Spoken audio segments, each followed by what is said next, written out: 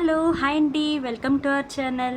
మనం ఇలా ప్రిపేర్ చేసే బటర్ చికెన్ మనకి రైస్లోకి కానీ, బిర్యానీలోకి కానీ, పులావ్లోకి కానీ, తర్వాత రోటీలోకి కానీ, పరాటాకి కానీ, నాన్స్లోకి కానీ, వాట్ నాట్ ఎవ్రీథింగ్ ప్రతి దానికి కూడా సూట్ అవుతుంది. టేస్ట్ కూడా చాలా బాగుంటుంది, తినే కొద్దీ తినాలనిపిస్తుంది. సో లో స్పైసెస్తో ఎక్కువ టేస్టీగా చేసుకునే కర్రీ అనమాట. సో ప్రాసెస్లోకి వచ్చేస్తే మన ఈ బటర్ చికెన్ రెసిపీ కోసం మనం ముందుగా శుభ్రంగా కడిగి పెట్టుకున్న చికెన్లో ఉప్పు కారం కలిపేసి పక్కన పెట్టేసుకోండి. తర్వాత ఇప్పుడు కొంచెం స్టవ్ వెలిగించేసుకొని పెనం పెట్టుకొని అందులో కొంచెం ఆయిల్ వేసుకొని జీలకర్ర స్పైసెస్ అన్నీ కూడా 2 చొప్పున వేసుకొని బాగా వేయించేసుకోండి.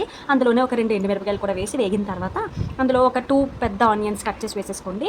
మీకు ఇష్టం ఉంటే కాజు వేసుకోండి, ఇంకా టేస్ట్ బాగుంటుంది. సో అవి బాగా వేగిన తర్వాత పెద్ద సైజ్ టమాటోస్ కూడా కట్ చేసుకొని అవి అందులో వేసేసుకొని అవి కూడా బాగా మగ్గిన తర్వాత స్టవ్ ఆఫ్ చేసేసుకొని పూర్తిగా చల్లారిన తర్వాత ఒక మిక్సర్ జార్ తీసుకొని గ్రైండ్ చేసేసుకోండి.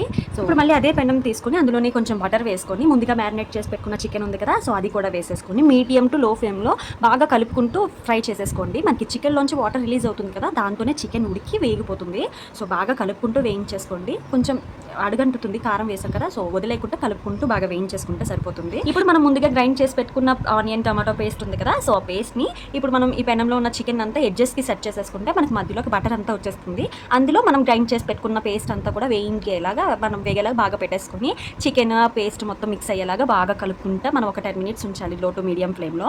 అప్పుడు మనకి ఆ పేస్ట్లో ఉన్న గ్రైండ్ చేసిన పేస్ట్లో ఉన్న ఫ్లేవర్స్ అంతా కూడా చికెన్కి పడుతుంది.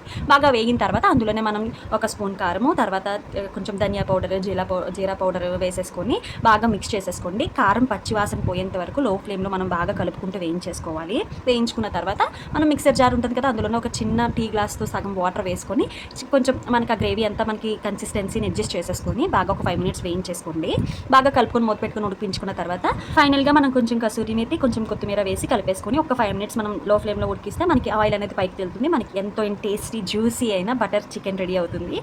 పర్ఫెక్ట్ ఉంటుంది మనకి పరాటాస్లోకి. అయితే నేను పరాటాస్లోకి చేశాను, చాలా అంటే చాలా బాగా కుదిరింది. మీరు కూడా ట్రై చేయండి, ఖచ్చితంగా నచ్చుతుంది. మీ అందరికీ నచ్చిందా? సో మీరు కూడా ట్రై చేసి మీకు ఎలా కుదిరిందో నాతో చెప్పడం మర్చిపోవద్దు. So please like, share, subscribe our channel. Bye bye. మీకు ఇంకా ఏ రెసిపీ కావాలో కామెంట్ చేయండి.